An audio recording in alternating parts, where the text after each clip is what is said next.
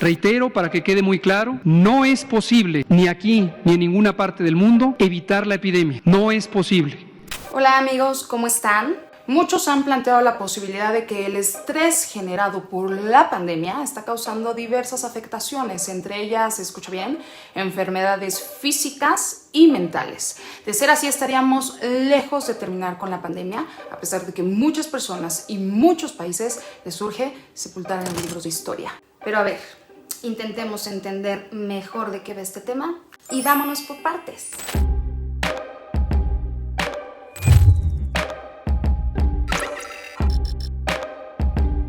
La pandemia no acaba como cuando deja de existir el COVID, sino que hay un impacto incluso transgeneracional, porque hay una situación, por ejemplo, que hablas de la pérdida. Hemos sido sometidos a situaciones sumamente estresantes desde el 2020. Corrimos frenéticamente a las tiendas a comprar con pánico ante el riesgo de no poder alimentar a nuestros hijos.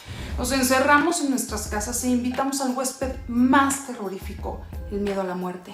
Dejamos de recibir ingresos y la vulnerabilidad de nuestra economía produjo la idea de no tener lo suficiente para proteger a nuestra familia. Y fue entonces cuando vino lo peor. Perdimos a nuestra madre, a nuestro padre, a nuestro hijo, a nuestro esposo, a nuestro amigo. Perdimos seres queridos mientras estábamos sumergidos completamente en una tremenda ansiedad, producto del desconocimiento científico, el limitadísimo acceso a los servicios de salud y la incapacidad de reaccionar rápido o de poder movernos, sumada a la imposibilidad de acompañar a los nuestros por el riesgo de contagio. Incluso muchos aún no podemos con la idea de que los nuestros se fueron solos. Quiero que pase lo que pase y sea el pronóstico que Dios tenga para mí reservado, me recuerden siempre por lo que fui y por lo que soy.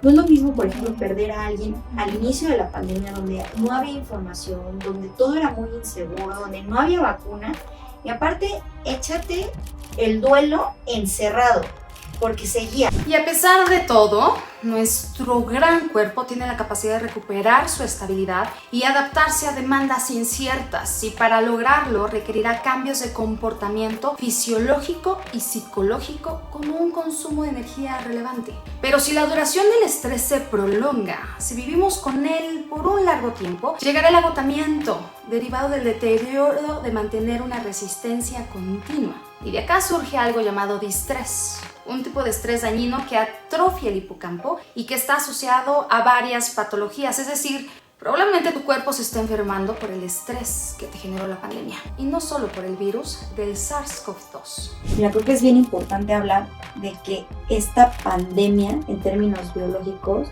impactó en términos psíquicos, y que muchas personas que ya traían como un antecedente con la pandemia empezó como a explotar muchas situaciones emocionales. Pero la situación también fue que a lo largo de la pandemia vimos que todo este nivel de frustración empezaba justo a quemar la parte interna o la parte emocional, porque había un grado de incertidumbre en donde perdíamos el control sobre situaciones que manejábamos. Hablamos de la depresión, hablamos de la ansiedad, hablamos de la paranoia, incluso el miedo generalizado de qué va a pasar si me enfermo, qué pasa si salgo, la culpa de a lo mejor contagiar a algún familiar, toda la situación de burnout que se vivió incluso con la gente que empezó a trabajar en home office. Hoy en día, a pesar de que ya no estamos en los mismos indicadores del COVID, se siguen viendo reflejados como todos los panoramas, porque es como un estrés postraumático ante una situación que se vivió en donde no se supo manejar la situación. No se deben ignorar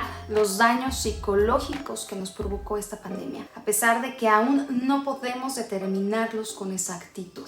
Desafortunadamente, no existen medidas claras por parte del Estado para afrontar las afectaciones psicológicas derivadas de esta pandemia. Seguramente porque el área de la salud mental no se ha logrado fortalecer desde muchas administraciones pasadas, debido a que no se consideraba un problema de salud pública.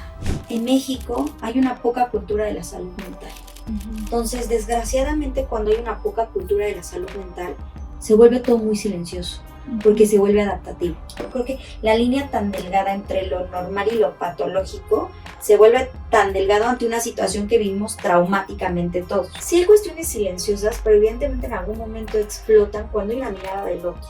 Hay que empezar a distinguir que cuando hay un dolor interno que no estamos pudiendo apalancar, es importante buscar esas formas de ponerlo en palabras, no en actos. Claro. Todo lo que no se habla se actúa. Por ejemplo, la cuestión del burnout es esta cuestión como de estar muy cansado por el exceso de trabajo, por el exceso de estrés, en donde te quemas. En la mayoría de los casos, las atenciones a la salud mental van por cuenta de cada ciudadano. En México tenemos muy pocas instituciones de salud mental y la demanda es muchísima, es muy grande en comparación con lo que se puede ofertar como en términos médicos. En el sector educativo, poder fomentar también el autocuidado, o sea, cómo poner límites ante situaciones de violencia, poder fomentar redes de apoyo, si no es a lo mejor en términos familiares, que pueda ser a nivel local, a nivel comunitario, hacer como, no sé, un poco más de comunidad en las zonas